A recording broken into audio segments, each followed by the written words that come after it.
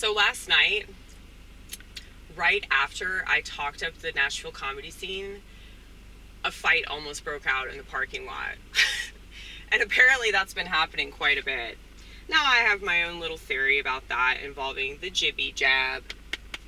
Okay, I think that it's like heightening people's emotional immaturity. Because a lot of the people that were open to that, a lot of, stand-up comedians, they think it's so cool to shit on God, and they do a bunch of drugs and get drunk all the time, but it's such a weird thing to be like a born-again Christian doing stand-up comedy. I mean, the reason why I'm a born-again Christian has so much to do with stand-up comedy, so I'm very, very lucky for that. And I probably have the most interesting story in the world. I don't think that anybody else in the world became a Christian after they started doing stand-up. Maybe I'm wrong about that. Maybe they're everywhere, and I just can't see them. But,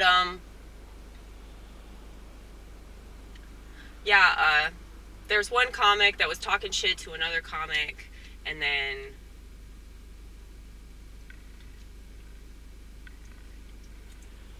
another comic got in between the whole thing and was like, you're fucked up for saying that, and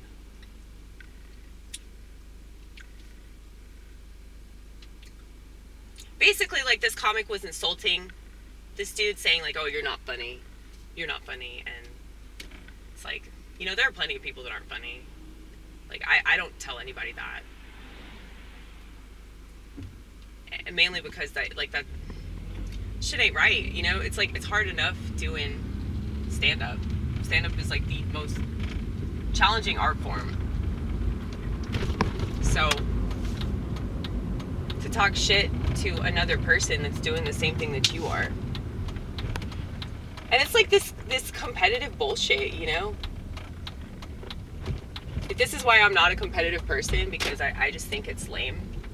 And the types of people that are that way are really, really insecure.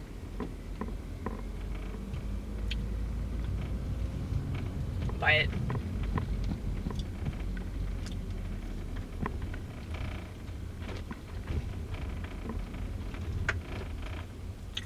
it was interesting because, like,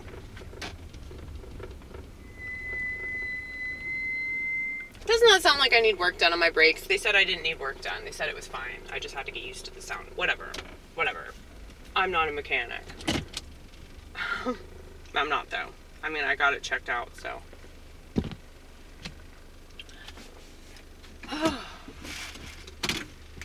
Anyway.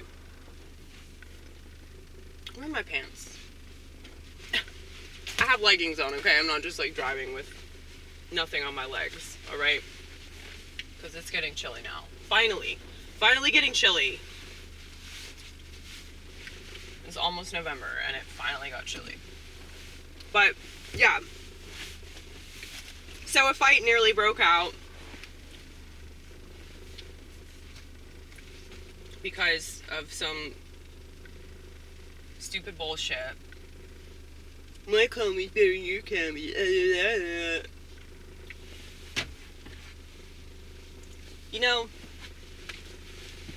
Comedy has humbled me in the sense that, like, just because, like, you're not funny, that doesn't mean that you can't do it.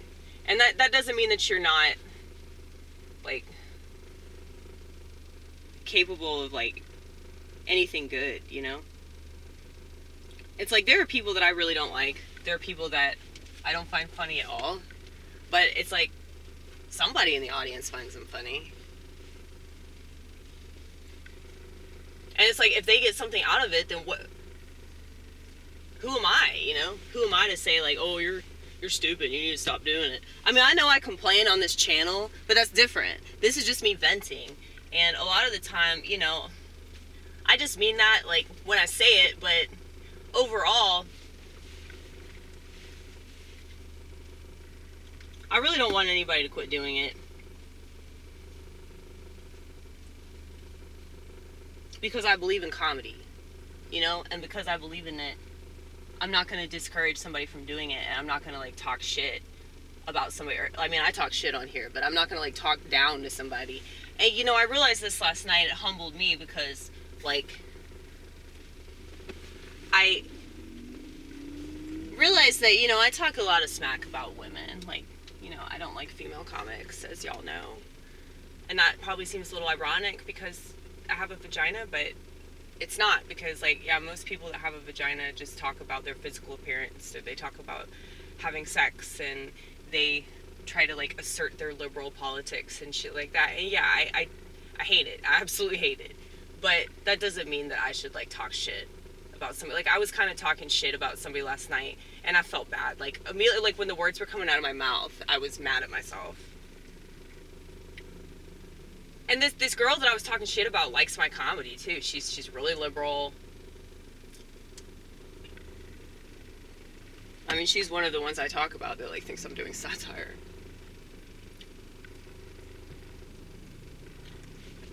But it's like she just gets up there and talks shit about Republicans. She gets up there and talks shit about white men and all that. So, you know, I have my reasons for, like, you know, finding her kind of obnoxious. But at the same time, like, I don't know. I just don't want to be that person. But anyway. Yeah, so we didn't even get to do the mic.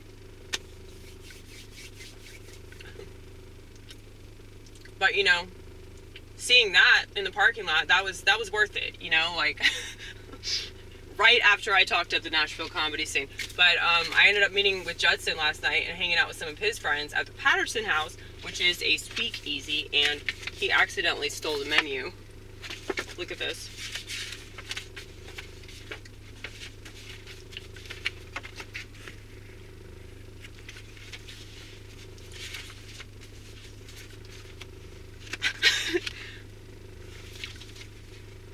I just want to show you something before I go into work. It's a very fancy place. I had a non-alcoholic beer. Okay, so calm down. I didn't relapse last night. But those drinks are like fancy schmancy. There's some drinks on there that are like $50, dude. $50. So that place is definitely going to go out of business.